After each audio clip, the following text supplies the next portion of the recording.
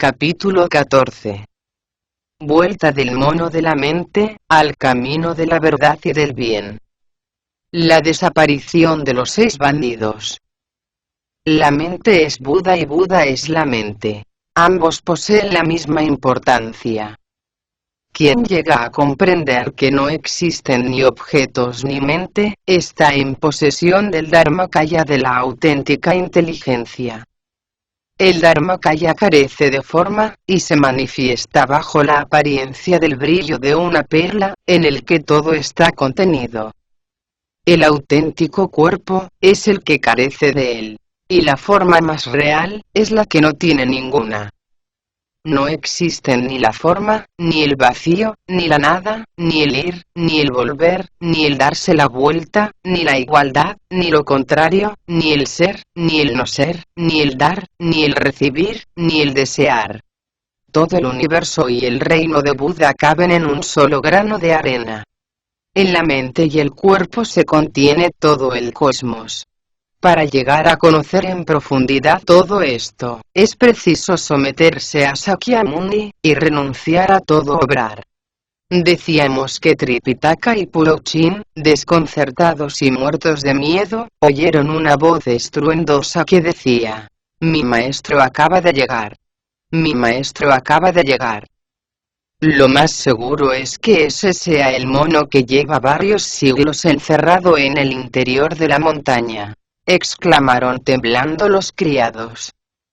Claro que sí, confirmó el guardián de la montaña. Por fuerza tiene que ser él. ¿De qué mono estáis hablando?, preguntó Tripitaka. Antiguamente este lugar era conocido como la montaña de las 5 fases, explicó el guardián, pero cambió a su nombre actual tras las heroicas campañas que con el fin de asegurar la parte occidental de su imperio, llevó a cabo el emperador de los Tang. Hace años oí decir que esta montaña cayó de los cielos con un mono dentro. Tan extraño fenómeno sucedió en la época en que Wang Man usurpó el trono de los Han. Según los ancianos, el animal sobrevivió al hambre, al frío y al calor, observado siempre por los espíritus de la tierra, que le alimentaron con bolas de hierro y apagaron su sed con bronce líquido. No me cabe la menor duda de que es él el que está gritando de esa forma. Pero no tengas miedo. Es totalmente inofensivo. ¿Por qué no bajamos al pie de la montaña, a echar un vistazo?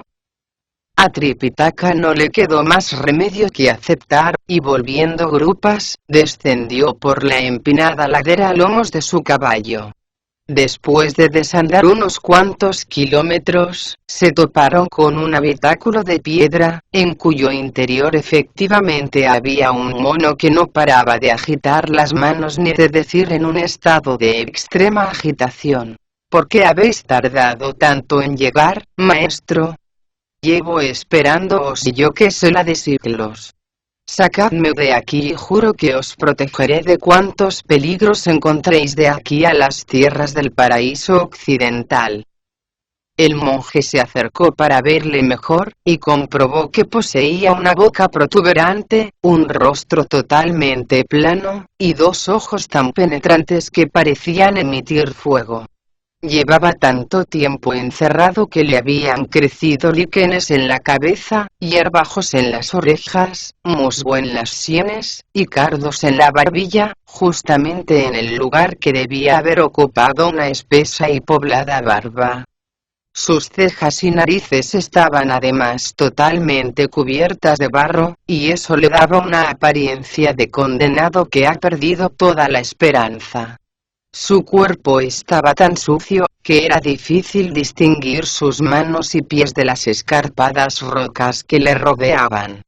Afortunadamente sus ojos y su lengua no parecían haber sufrido el menor anquilosamiento, cosa que no podía afirmarse de otras partes menos favorecidas de su cuerpo. A estado tan lamentable había quedado reducido, el que 500 años atrás, se había otorgado a sí mismo el título de gran sabio. Su castigo estaba sin embargo a punto de concluir. El guardián de la montaña se armó de valor y, acercándose a tan repelente criatura, le arrancó unos cuantos cardos de la barbilla y un poco de musgo de las sienes y le preguntó: ¿Quieres decir algo? Sí, pero no a ti, contestó el mono. Es con el monje con el que desearía hablar. Tengo que preguntarle algo. ¿Qué es lo que quieres saber?, replicó enseguida Tripitaka. ¿Te ha enviado el emperador de las tierras del este en busca de las escrituras sagradas?, inquirió el mono. Así es, admitió Tripitaka. ¿Quieres decirme por qué lo preguntas? Yo, respondió el mono, soy el gran sabio, Sosia del cielo, y hace aproximadamente 500 años sembré de confusión el palacio celeste. Eso hizo que Buda me castigara encerrándome bajo esta mole de piedra. Hace cierto tiempo, sin embargo, acertó a pasar por aquí la Bodhisattva Kuan Yin, la cual me informó que se dirigía a las tierras del este en busca de un hombre justo que estuviera dispuesto a ir por las escrituras. Yo le pedí entonces que me ayudara, y ella me hizo prometerle que jamás me volvería a ver envuelto en desórdenes como los que en su día protagonicé. De esta forma, acepté las leyes de Buda, comprometiéndome al mismo tiempo a proteger al futuro peregrino durante toda la duración de su viaje hacia el oeste. No me cabe duda de que entonces me serán perdonadas mis ofensas, y recibiré una recompensa sustanciosa. Esto explica que haya estado esperándoos día y noche, pues solo vos podéis sacarme de aquí. A cambio me convertiré en discípulo vuestro y os brindaré toda la protección que preciséis. ¿Cómo puedo liberarte?, exclamó Tripitaka, desconcertado. A pesar de tus buenas intenciones y de lo que te dijo la Bodhisattva, no tengo a mano nada para hacer agujeros, ni siquiera una simple hacha. ¿Quién está hablando de instrumentos?, protestó el mono. Para liberarme, solo necesitas quererlo de verdad. Por supuesto que lo quiero, replicó Tripitaka. ¿Pero puedes decirme cómo hacerlo? Muy sencillo, respondió el mono. En la cima de esta montaña hay una losa de piedra, con un texto que escribió el mismo Buda con letras de oro. Cógela y apártala de la cumbre. Eso bastará para que pueda abandonar esta mazmorra. Tripitaka accedió a hacer inmediatamente lo que le pedía. Se volvió pues hacia Puochin, y le suplicó diciendo: «Acompáñame hasta lo alto de esta montaña, por favor». «¿Crees que está diciendo la verdad?», preguntó Puochin desconfiado. «Claro que sí», protestó el mono con energía. ¿Cómo iba a atreverme a mentiros en la situación en la que me encuentro? A Puochin no le quedó más remedio que llamar a sus criados y ordenarles que agarraran a los caballos de las bridas.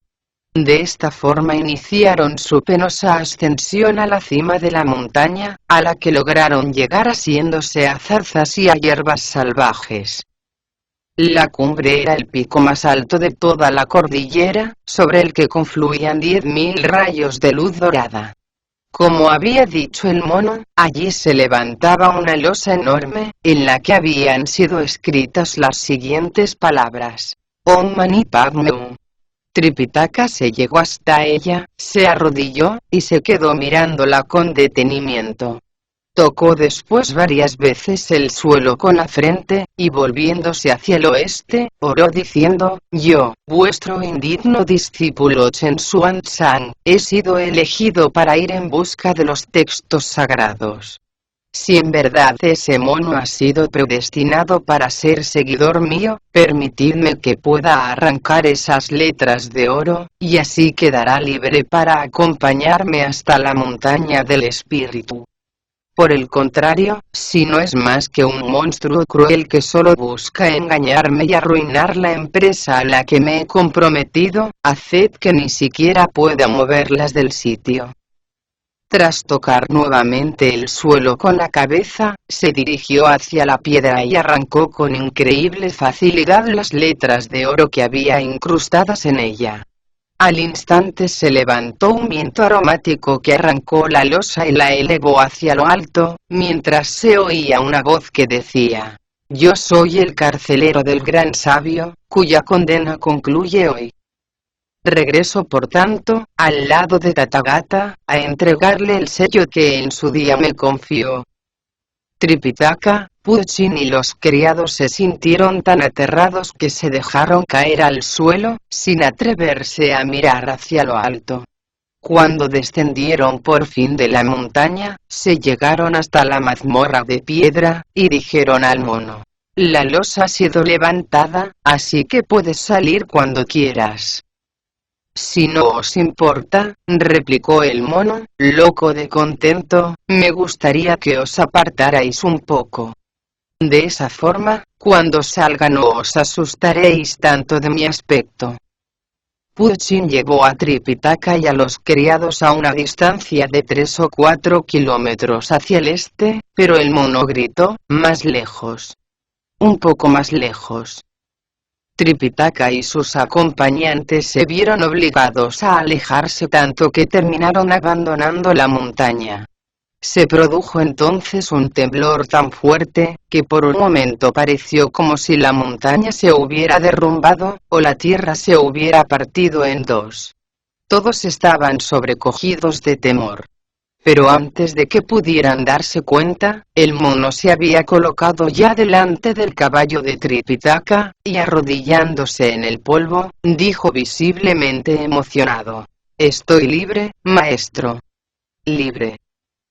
Se inclinó 4 veces ante Tripitaka y, poniéndose de pie de un alto, se dirigió respetuosamente a Puchin, diciendo: «Os agradezco las molestias que os habéis tomado al acompañar hasta aquí a mi maestro, y el gesto que habéis tenido al arrancarme las hierbas de la cara». Apenas hubo acabado de decirlo, fue a asegurar con una cuerda el equipaje de su maestro. Pero, al verle, el caballo se puso muy nervioso y a punto estuvo de encabriolarse. Como el mono había sido el encargado de los caballos dragón en los establos celestes, su autoridad entre esos animales era tanta, que se ponían a temblar en cuanto le veían. Tripitaka comprendió que se trataba de alguien con intenciones honestas, un auténtico servidor de la causa budista, y llamándole le preguntó: «¿Cómo te llamas, discípulo?». «Yo», contestó el mono, «me apellido San». «Permíteme en ese caso, que te busque un nombre religioso. Así me será más fácil dirigirme a ti». «Semejante gesto os honra, maestro», replicó el mono, «y yo os lo agradezco de todo corazón. Sin embargo, ya poseo un nombre religioso. De hecho, me llamo Sanokun». «He de admitir que te cae muy bien», afirmó Tripitaka complacido. «Sin embargo, pareces un monje mendicante. ¿Qué te parece si a partir de hoy te llamo el peregrino San?» «Excelente», exclamó Ukun. Al ver que el peregrino San había terminado los preparativos para continuar la marcha, Puchin se volvió hacia Tripitaka y le dijo respetuoso: «Sois afortunado al haber encontrado aquí a un discípulo como este. Enhorabuena. Parece una persona excelente, y estoy seguro de que será un buen compañero de viaje. Por mi parte, me temo que he de regresar cuanto antes a casa. Jamás podré agradeceros lo que habéis hecho por mí», replicó Tripitaka, inclinando la cabeza. «Pido disculpas a vuestra madre y a vuestra esposa por las molestias que se han tomado conmigo, y decidles que para mí será un honor saludarlas a la vuelta». Puchin asintió, y se alejó seguido de sus criados. El peregrino San pidió entonces a Tripitaka que montara en el caballo, y reiniciaron la marcha. El mono iba delante con el equipaje a la espalda. Al poco tiempo de dejar atrás la montaña de las dos fronteras, vieron a un tigre de aspecto feroz, que rugía amenazante. Sus ojos parecían echar fuego. Nervioso, Tripitaka tiró de las riendas y se puso a temblar.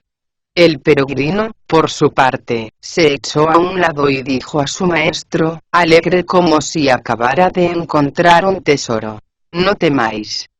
Este es un regalo que el cielo ha puesto en mi camino, pues como comprenderéis, no puedo ir por ahí totalmente desnudo.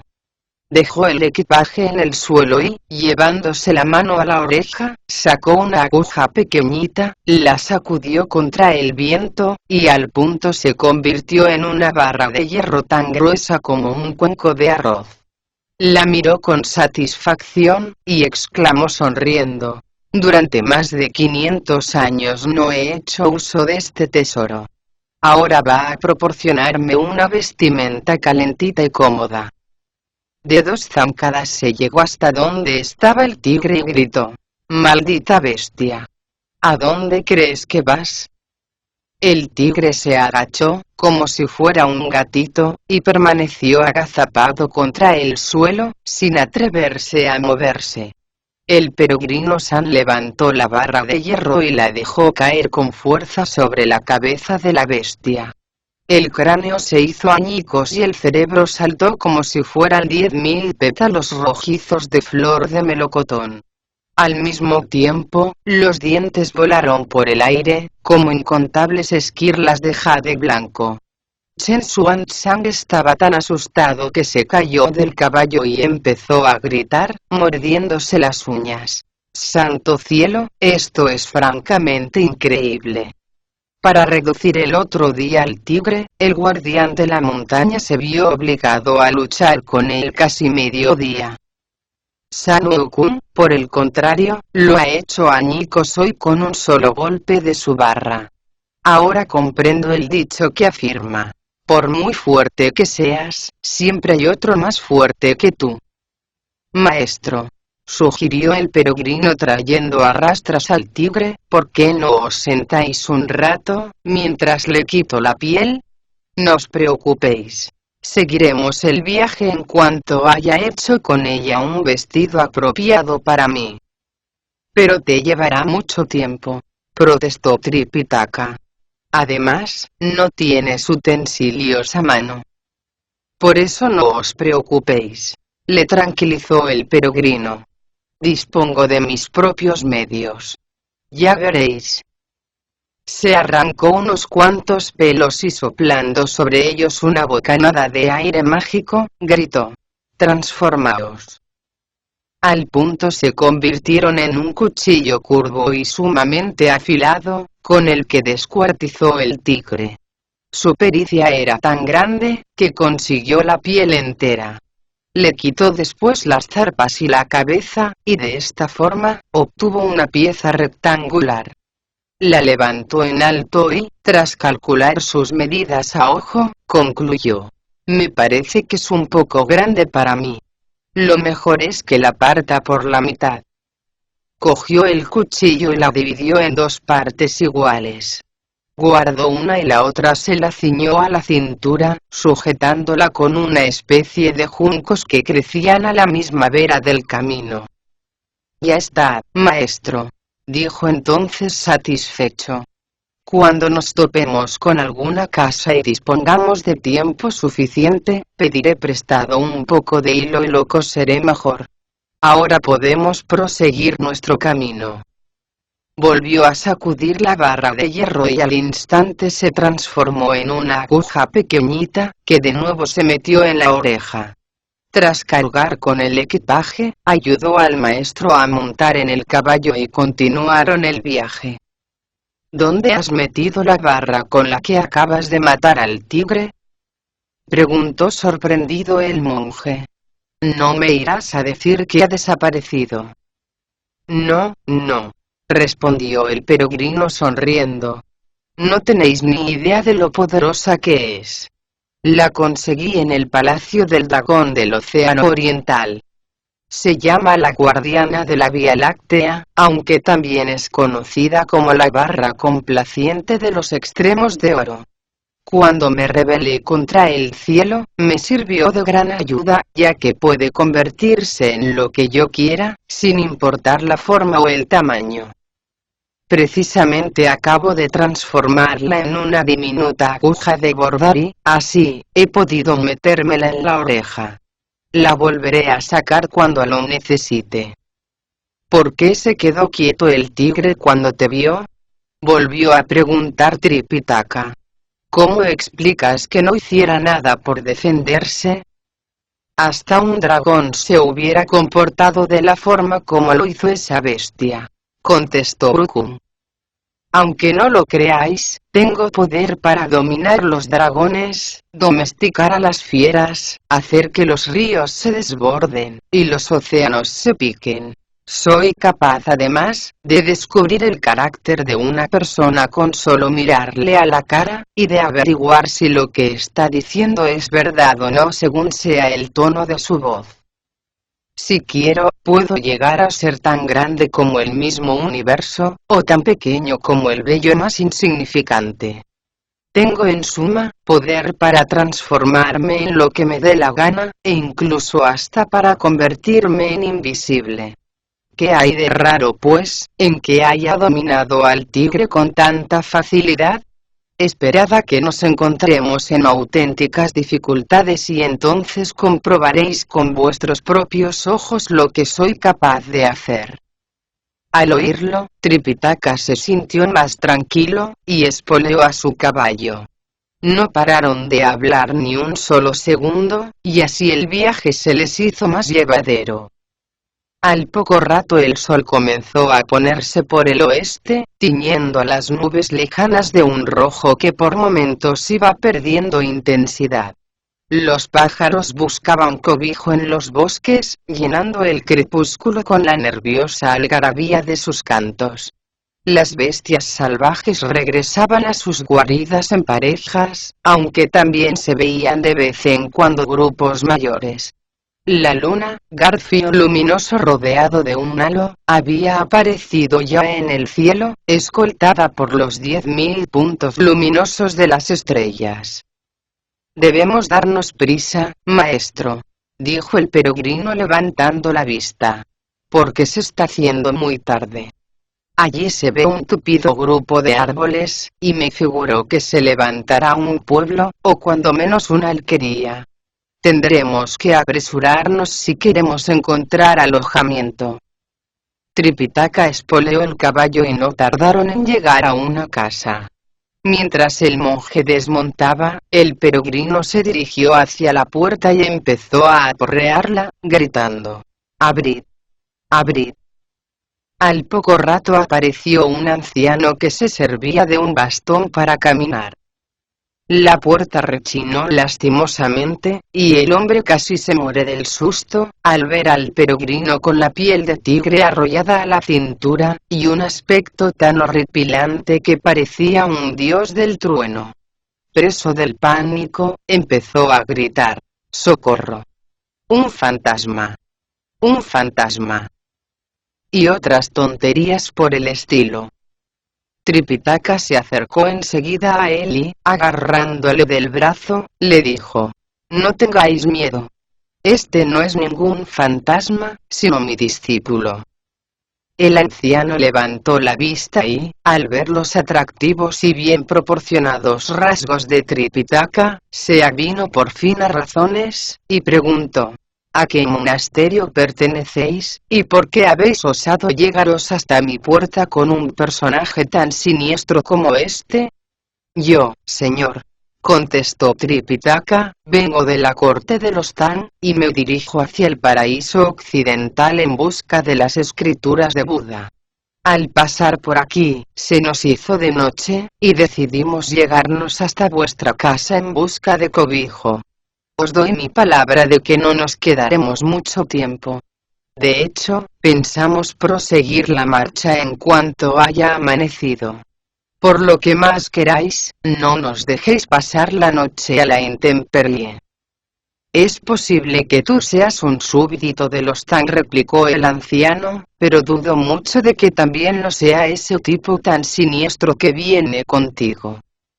No sé para qué tienes tú los ojos, exclamó Wukong levantando la voz. Hasta un ciego puede darse cuenta de que un ciudadano del Imperio Tang, es mi maestro, y yo su discípulo. En cuanto a mí, te diré que me importan poco las distinciones que acabas de hacer. Al fin y al cabo, todavía sigo siendo el gran sabio, socia del cielo.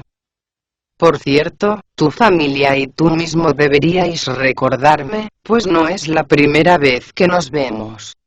¿Se puede saber dónde nos hemos visto?, preguntó despectivo el anciano.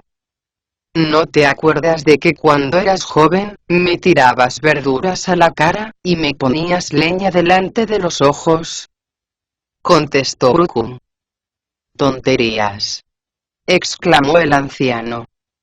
¿En dónde vivías tú, y dónde estaba yo para tirarte verduras a la cara y ponerte leña delante de los ojos? Aquí el único capaz de decir tonterías eres tú, afirmó Wukong. Eso demuestra que todavía no me has reconocido. Acércate y mírame detenidamente. Soy el gran sabio que se encontraba prisionero en la mazmorra de piedra de la montaña de las dos fronteras. Ahora que lo dices, te pareces un poco a él, dijo el anciano tratando de recordar. ¿Pero cómo has logrado escapar de allí? Wukong le explicó entonces cómo la Bodhisattva le había convertido, y le había pedido que esperara la llegada del monje Tang, que le liberaría como así había ocurrido, de su encierro, y después le haría discípulo suyo. El anciano se inclinó entonces ante ellos y les suplicó que entraran en su casa. Llamó a continuación a su mujer y a sus hijos, y les pidió que trataran lo mejor que pudieran a huéspedes tan respetables. Cuando les contó lo ocurrido, todos se mostraron encantados. No pasó mucho tiempo antes de que se sirviera el té, momento que aprovechó el anciano para preguntar a Wukong. ¿Cuántos años tienes, gran sabio? ¿Y tú?, replicó Wukong. Así, como quien no quiere la cosa, llevo 130 años viviendo en este mundo, contestó el anciano. En ese caso, concluyó el peregrino, eres mi tataranieto. Si he de ser sincero, no me acuerdo de cuándo nací. Lo único que sé es que he pasado más de 500 años debajo de esa montaña. Sí, confirmó el anciano. Recuerdo que mi tatarabuelo me contó una vez que la montaña esa cayó repentinamente del cielo, y que dentro tenía encerrado a un mono de origen divino. Pensar que has tenido que esperar tanto tiempo para volver a gozar de libertad. Me acuerdo de que, cuando te vi la primera vez, tenías hierbajos en la cabeza, y la cara totalmente cubierta de barro. Sin embargo, no me asusté lo más mínimo. Por cierto, ahora que te los has arrancado, pareces un poco más delgado, aunque con esa piel de tigre a la cintura eres el vivo retrato de un demonio. Todos se echaron a reír al oírlo. El anciano era no obstante un hombre decente, y ordenó que les prepararan una comida vegetariana. ¿A qué familia perteneces tú?, preguntó Wukong. A la de los Chen, contestó el anciano. Tripitaka abandonó su asiento y corrió a presentarle sus respetos, diciendo: según parece, tenemos los mismos antepasados. ¿Cómo puede ser eso, si vos os apellidáis Tang?, protestó Wukong. No, negó Tripitaka. Mi auténtico apellido es Chen, y soy originario de la aldea de Chusien, distrito de Aichou. Mi nombre religioso de hecho es Chen Xuanzang.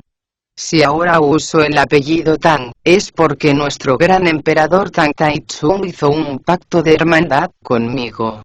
De ahí que algunos me conozcan como Tripitaka, o el monje Tan, a secas. El anciano se alegró mucho de que ambos tuvieran el mismo apellido. Perdona, dijo el peregrino dirigiéndose a él, pero la verdad es que llevo sin lavarme 500 años. ¿Te importaría pedir a tus criados que nos preparen un poco de agua caliente para bañarnos mi maestro y yo? Cuando nos marchemos, sabremos recompensártelo a nuestra manera. Al instante el anciano mandó poner el agua al fuego e hizo traer unas tinajas y varios hachones. Después de bañarse, se sentaron junto al fuego y el peregrino volvió a decir: me temo, viejo Chen, que aún me queda un nuevo favor que pedirte. ¿Podrías prestarme una aguja y un poco de hilo? Por supuesto, exclamó el anciano, y ordenó a uno de sus criados que fuera inmediatamente a por ellos. El peregrino tenía una vista muy aguda y pudo así percatarse de que Tripitaka se había quitado una camisa de sarga blanca y no había vuelto a ponérsela después del baño. Se la apropió con indescriptible alegría y empezó a coser pacientemente la piel de tigre.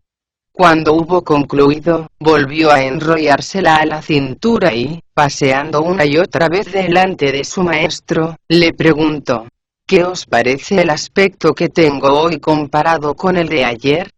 Totalmente distinto, contestó Tripitaka. Ahora pareces un auténtico peregrino. Si crees que esa camisa no está muy gastada, puedes quedarte con ella. Gracias por el regalo, maestro, replicó Urukun con respeto, y salió a por un poco de heno para los caballos. En cuanto los hubo alimentado, se retiraron todos a descansar. A la mañana siguiente, Urukun se despertó muy temprano, y preparó el equipaje mientras Tripitaka terminaba de vestirse. Cuando se disponían a marcharse, el anciano les trajo agua para que se lavaran y un poco de comida vegetariana. Nada más terminar de desayunar, Tripitaka montó en su caballo y reanudaron el viaje. El peregrino iba adelante, abriendo la marcha. A los pocos días de camino hizo su presencia el invierno. Por doquier se veían árboles desnudos y arces abrasados por la escarcha. Solo de vez en cuando podía contemplarse el verdor inalterable de los pinos y los cipreses. A principios del 11º mes, sin embargo, los días se tornaron momentáneamente tan calurosos como en primavera, y las flores del ciruelo esparcieron su aroma por todo el paisaje. Pero eso duró poco.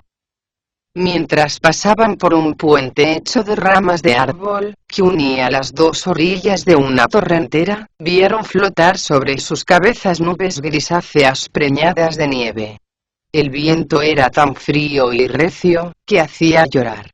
Por la noche las temperaturas bajaban tanto que resultaba imposible dormir al sereno. Los dos caminantes llevaban cubierta una buena parte de su trayecto, cuando les salieron al encuentro 6 hombres gritando como locos y armados con lanzas, espadas y arcos. Se pararon justamente en el centro del sendero, y levantando la voz, dijeron: «Párate, monje, y bájate del caballo. Si quieres seguir adelante, tendrás que darnos todo lo que llevas».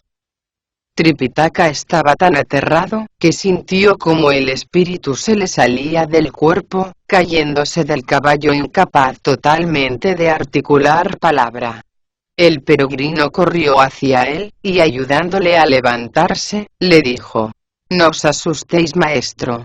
Esta gente ha venido a ofrecernos ropa y un poco de dinero para el viaje».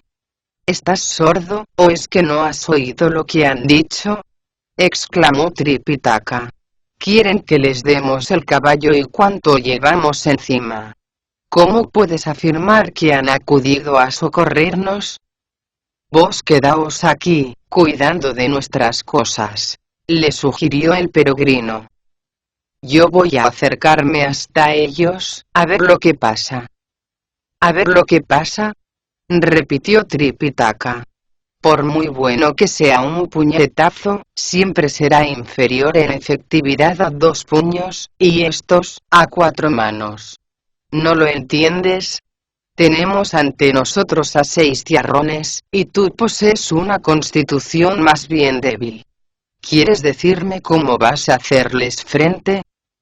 Valiente como era, el peregrino no se avino a más razones.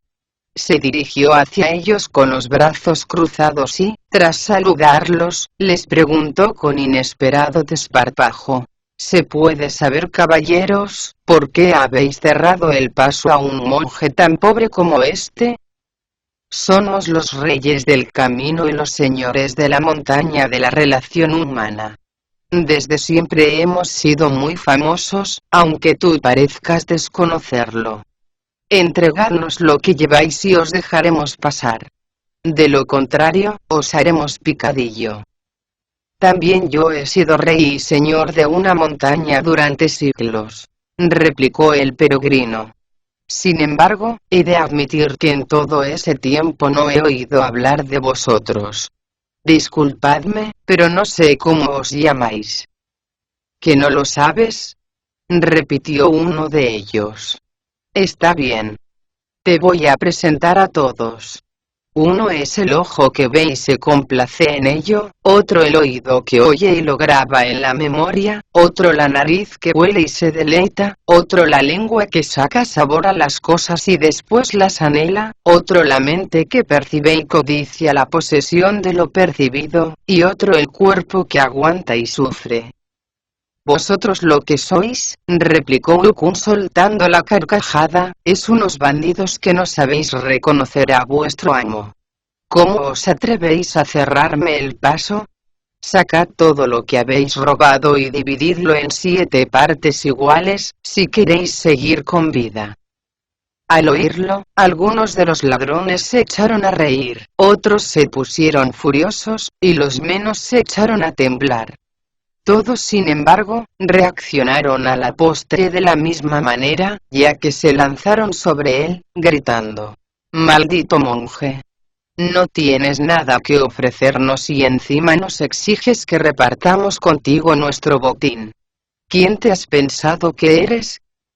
Blandiendo sus lanzas y espadas, rodearon al peregrino y descargaron sobre su cabeza no menos de 70 u 80 golpes. Pero Ukun se comportó como si no pasara nada. «Cuidado que tiene la cabeza dura este monje», exclamó asombrado uno de los bandidos. «No demasiado», le corrigió el peregrino riéndose. «Me parece que tanto ejercicio os está cansando un poco, ¿verdad? Es hora de que saque ya la aguja y me divierta un rato con vosotros». «No me digas que eres acupunturista», se burló otro de los ladrones. «¿Para qué vas a sacar la aguja, si ninguno de nosotros está enfermo?». El peregrino se llevó entonces la mano a la oreja y cogió su pequeña aguja de bordar. La sacudió un poco cara al viento, y al instante se convirtió en una barra de hierro del grosor de un cuenco de arroz.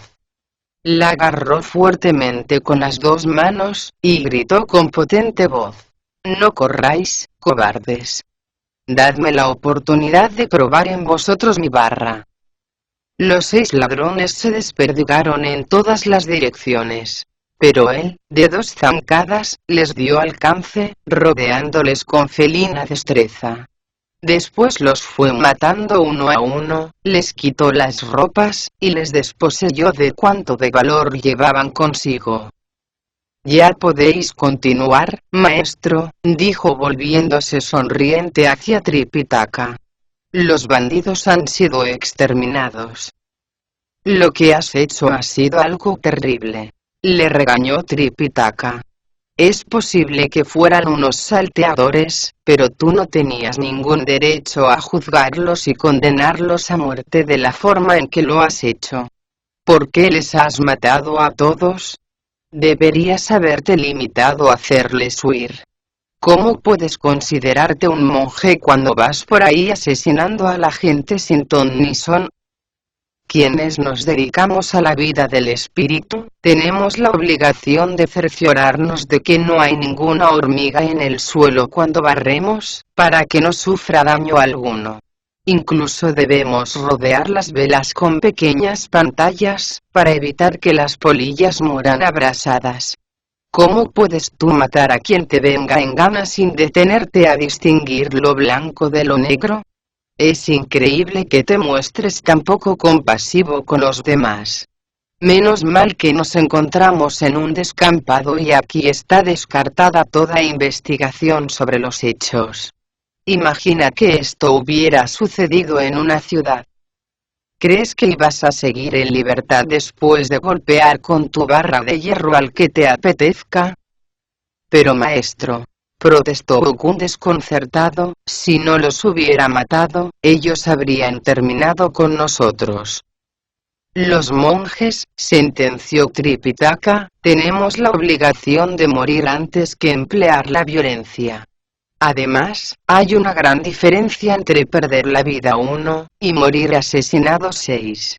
No existe ninguna justificación para lo que has hecho.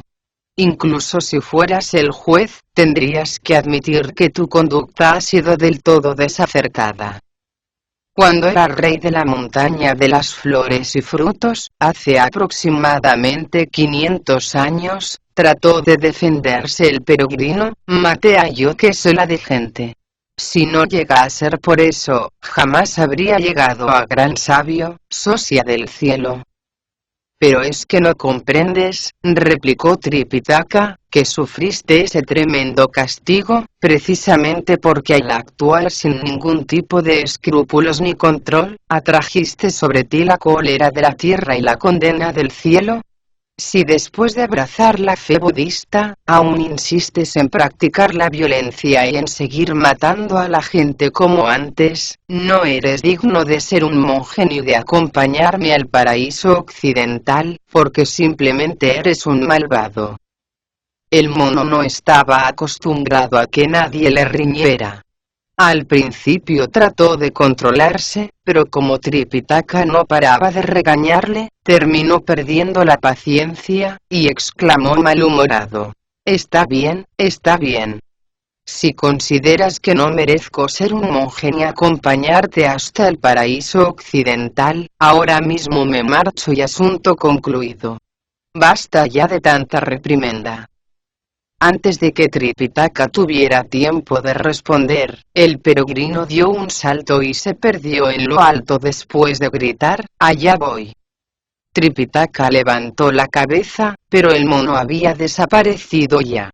Solo quedó flotando en el aire un sonido silbante, que se desplazó como una exhalación hacia el este. El monje sacudió entonces la cabeza y suspiró: «¡Qué hombre! Que poco le gusta ser adoctrinado. No comprendo cómo ha podido desaparecer tan pronto, y todo porque le he dicho simplemente lo que pensaba. Está bien. Se ve que mi destino es no tener ningún compañero de viaje, porque a ese no le hago volver ni aunque le llame. ¿Cómo voy a poder hacerlo, si ni siquiera sé dónde está? No me queda más remedio que seguir adelante solo». Y se dispuso a continuar el camino hacia el oeste, aunque hubiera de perder la vida en el intento, o no volver a hablar con nadie en mucho tiempo. No le quedó pues, más remedio que coger el equipaje, y cargarlo sobre el caballo. El animal parecía tan derrengado por el peso, que no se atrevió a montar en él. Con las riendas en una mano y el bastón en la otra, siguió su triste camino hacia las tierras del oeste. No se había alejado mucho, cuando se topó con una anciana que lucía una túnica de seda y llevaba en la cabeza un tocado con muchas flores.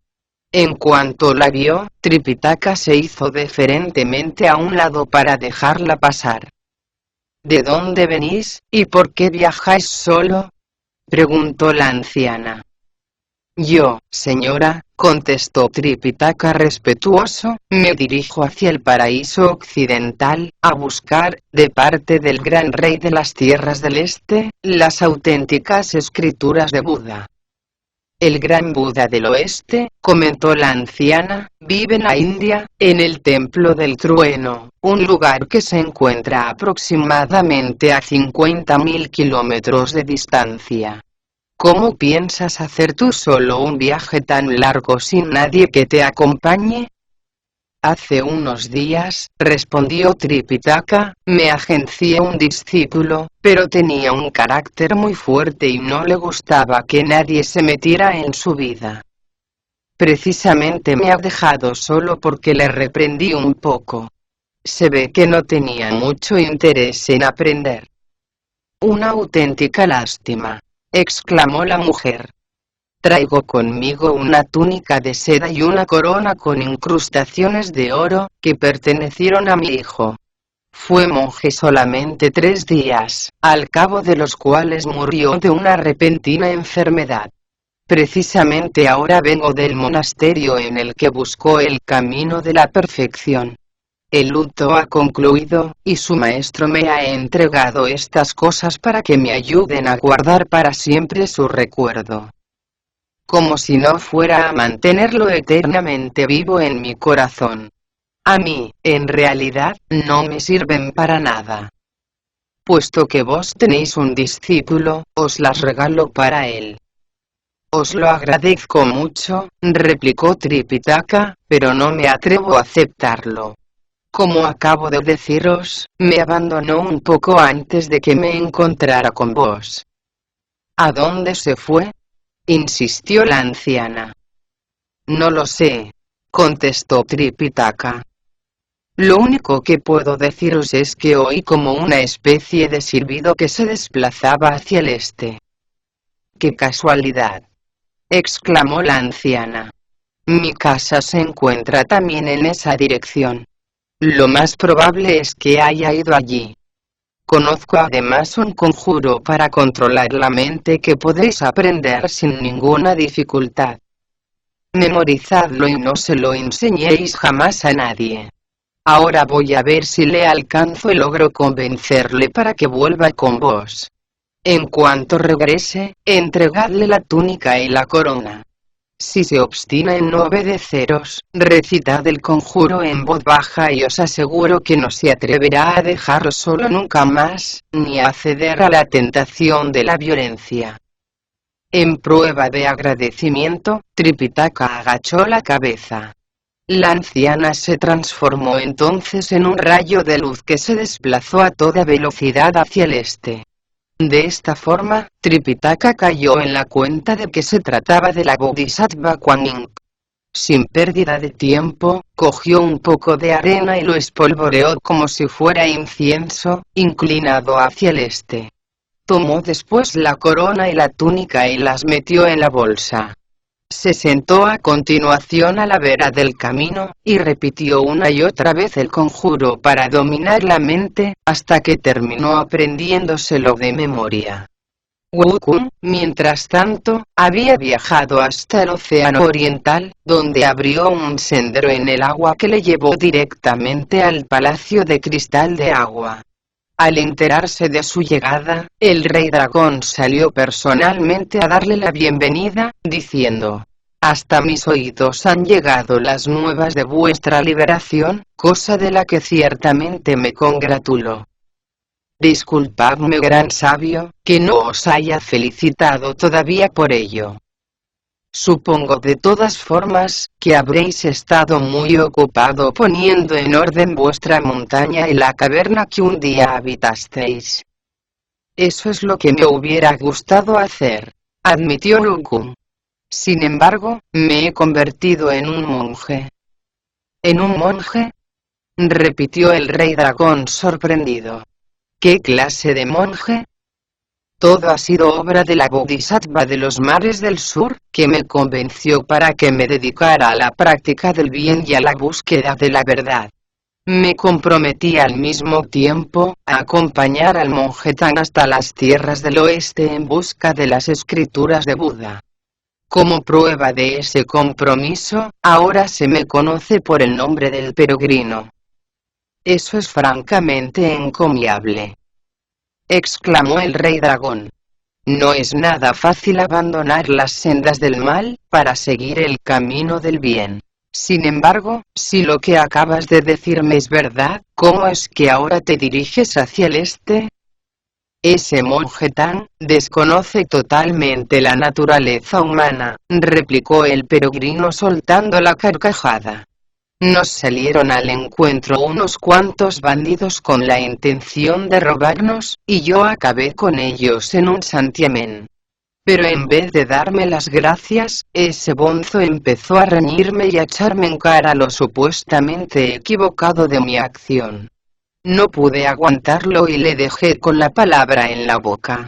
Precisamente me dirigía hacia mi montaña, cuando me dije que por qué no te hacía una visita y tomaba contigo una taza de té, no sabes cuánto te lo agradezco. Volvió a exclamar el rey dragón, y al instante aparecieron sus hijos y nietos con vasos de un té aromático. En cuanto el peregrino hubo apurado el suyo, se dio la vuelta y, al ver colgada de la pared una pintura que representaba el incidente de los zapatos del puente, preguntó interesado: ¿qué es lo que quiere decir este dibujo? La escena que en él aparece, respondió el rey dragón, ocurrió cierto tiempo después de que tú nacieras. Es posible, por tanto, que no lo recuerdes. De todas formas, es extraño que no hayas oído hablar de la triple entrega de los zapatos. ¿La triple entrega de los zapatos?, repitió el peregrino. Eso es, asintió el rey dragón. El inmortal de la pintura se llamaba Wang Sherkun, y el joven que hay arrodillado ante él, Chang Liang. Sherkun estaba sentado en el puente y, cuando de pronto se le cayó un zapato, y pidió a Chang Liang que fuera a recogérselo. El joven así lo hizo, viéndose obligado a arrodillarse para volver a ponérselo. Esto sucedió 3 veces seguidas, pero Chang Liang no dio la menor muestra de fastidio o impaciencia, cosa que le valió el cariño de Sherkun, el cual le enseñó en una sola noche el contenido del libro celeste, y le pidió que apoyara a la casa de los Han. Chang Liang realizó después proyectos militares, sentado cómodamente en una tienda de campaña, que hicieron posible la obtención de victorias a varios miles de kilómetros de distancia. Cuando la dinastía Han estuvo firmemente asentada, renunció a su cargo y se retiró a las montañas, donde siguió las enseñanzas de la semilla del pino rojo taoísta, llegando a alcanzar la luz de la inmortalidad. Si no acompañas ahora al monje Tan y no te sometes a sus consejos y enseñanzas, ten por seguro, gran sabio, que toda tu vida serás un inmortal revoltoso. No pienses que a tu edad ya has conseguido todos los frutos de la verdad, porque todavía te queda mucho por aprender. Wu Kun escuchó con atención esas palabras, y reflexionó después sobre ellas en completo silencio. Eso dio ánimos al rey dragón para añadir: esto es algo que solo a ti te compete decidir, gran sabio, pero opino que es de tontos hipotecar el futuro por unos instantes de comodidad. No necesitas decir nada más, le atajó Wu Kun con decisión. Ahora mismo voy a volver al lado de mi maestro. Si ese es tu deseo, concluyó el rey dragón, no seré yo quien te detenga junto a mí ni un solo segundo. Es más, si no me lo tomas a mal, te pediría que no le hicieras esperar más tiempo y volvieras cuanto antes a su lado. El peregrino se dispuso enseguida a abandonar el océano y, tras despedirse del rey dragón, montó en una nube y se elevó por los aires. Al poco tiempo se topó con la bodhisattva de los mares del sur, que le recriminó severa. ¿Por qué no me hiciste caso, y te negaste a acompañar al monje Tan? ¿Qué estás haciendo ahora aquí? Desconcertado, el peregrino la saludó desde lo alto de las nubes y respondió: no podéis figuraros lo agradecido que os estoy por cuanto habéis hecho por mí. Como dijisteis, se presentó en mi prisión un monje de la corte de los Tang, que rompió el hechizo y me salvó la vida.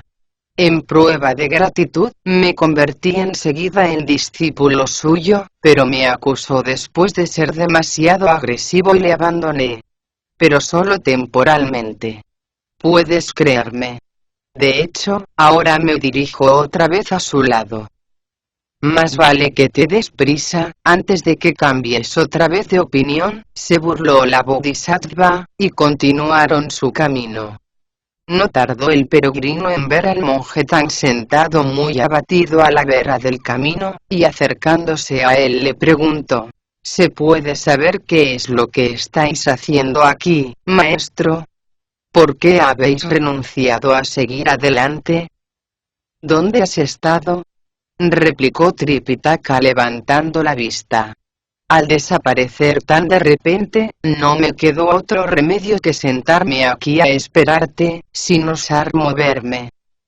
Solo fui al océano oriental a pedir un poco de té a mi viejo amigo el rey dragón, contestó el peregrino. Los que se dedican a la práctica de la virtud no deberían mentir, sentenció Tripitaka. Has estado fuera aproximadamente media hora y quieres hacerme creer que has estado tomando el té en la mansión del rey dragón. Vamos.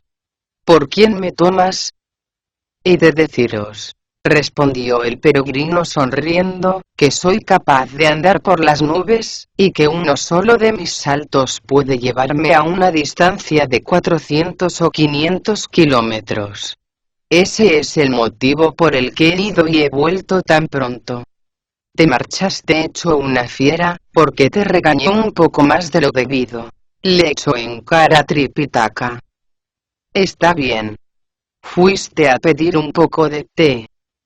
Una persona con tus poderes puede hacer prácticamente lo que le dé la gana.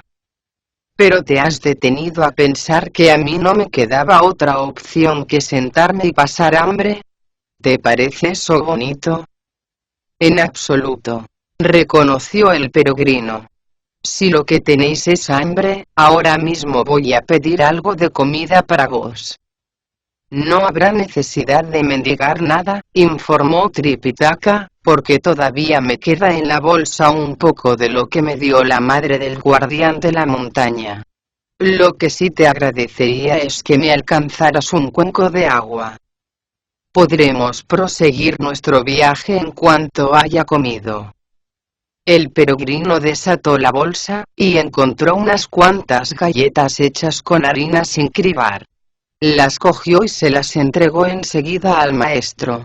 Pero vio también el pálido brillo de la túnica de seda y la corona con incrustaciones de oro, y le preguntó interesado: ¿Habéis traído esto de las tierras del este? Esa corona y esa túnica siempre han sido mías, contestó Tripitaka sin pensarlo. Las lucí en mi niñez y puedo asegurarte que quien se las ponga, podrá recitar las escrituras sin haberlas aprendido jamás, y practicar todo tipo de ceremonias sin haberlas estudiado nunca. Si es así, concluyó el peregrino entusiasmado, permitid que me las ponga enseguida. Lo más seguro es que no te valgan, comentó Tripitaka, pero si quieres puedes probártelas. A mí no me importa. Loco de contento, el peregrino se quitó la túnica de sarga blanca, y se puso inmediatamente la de seda, que parecía haber sido hecha especialmente para él. Lo mismo le ocurrió con la corona. Cuando Tripitaka vio que la llevaba en la cabeza, dejó al punto de comer y empezó a recitar en voz baja un conjuro.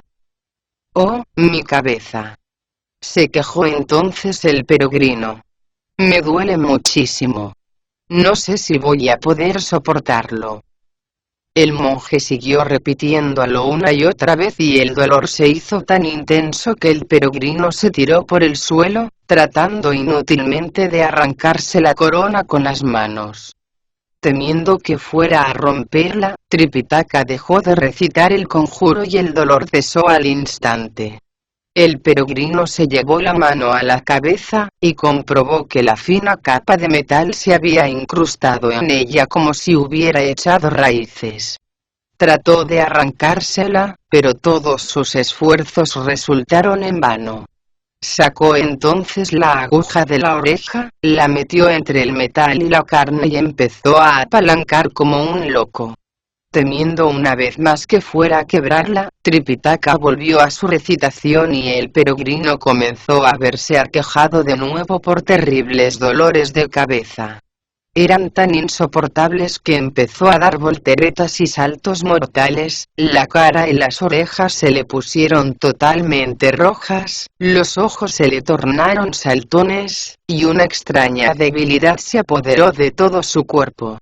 Al verlo, el monje se sintió conmovido y dejó de recitar el conjuro.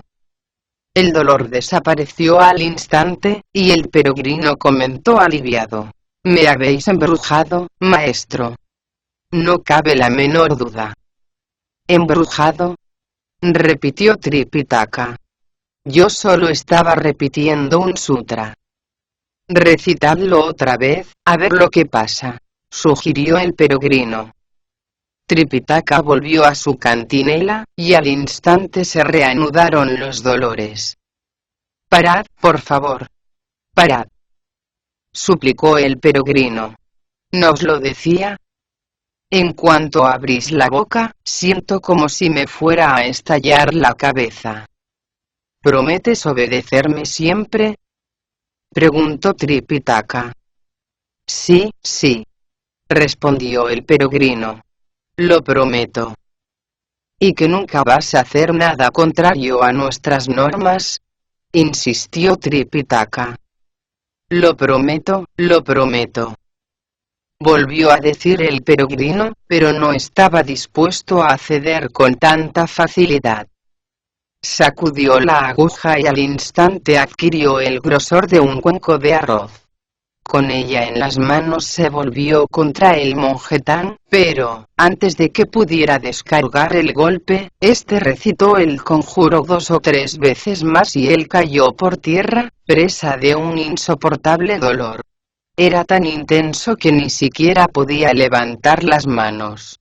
Solo le quedó en el cuerpo la fuerza suplicante para decir: «He aprendido la lección, maestro. Parad, por lo que más queráis». «¿Cómo puedes ser tan malvado?», bramó Tripitaka. «Jamás imaginé que fueras capaz de intentar abatirme con tu barra». «¿Quién os ha dicho que pensaba hacer semejante cosa?», replicó el peregrino. «Por cierto, ¿os importaría decirme quién os ha enseñado ese conjuro?». «Una anciana», contestó Tripitaka.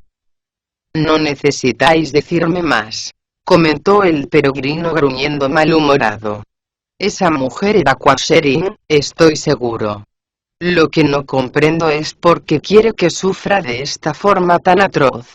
Ahora mismo voy a ir a los mares del sur a pedirle cuentas». «Reflexiona un poco», le aconsejó Tripitaka. «Ella conoce los efectos del conjuro.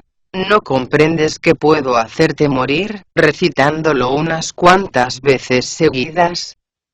El peregrino hubo de admitir que tenía razón y no se atrevió a moverse del sitio.